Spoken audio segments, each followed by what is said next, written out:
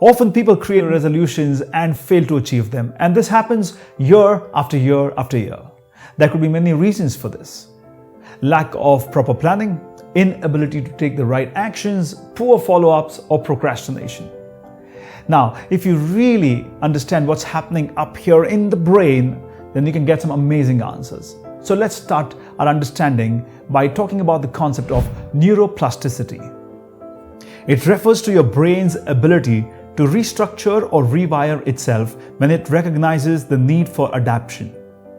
It means people can and do change by changing the way the existing brain cells function. There are three types of neuroplasticity: chemical change, structural change, and functional change. Functional change or functional plasticity is the brain's ability to move functions from a damaged area of the brain to another undamaged area.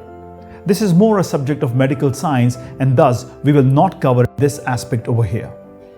Now let's talk about the chemical change. This happens when we set up a new goal or when we get motivated by somebody's talk and decide to change a few aspects of our life.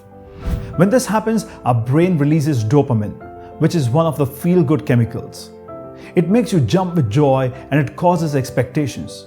The anticipation of any type of rewards increases the level of dopamine in the brain.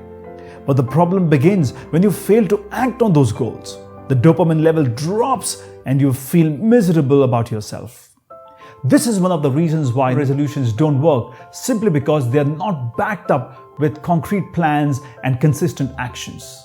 So now we're left with the final aspect of neuroplasticity, which is structural change or structural plasticity.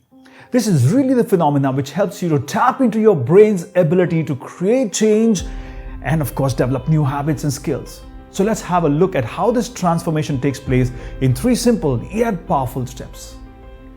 When you create a new goal, a process called neurogenesis takes place. This means new neurons are generated in some regions of the brain.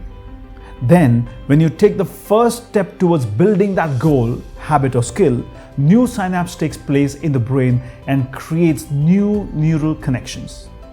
But the key to convert your resolutions into a reality is by strengthening those synapses. And that can happen only and only by repetition and practice. I repeat, repetition and practice, which makes that habit automatic. Now this requires patience, and most people don't have it, and which is why they give up and they fail to achieve success.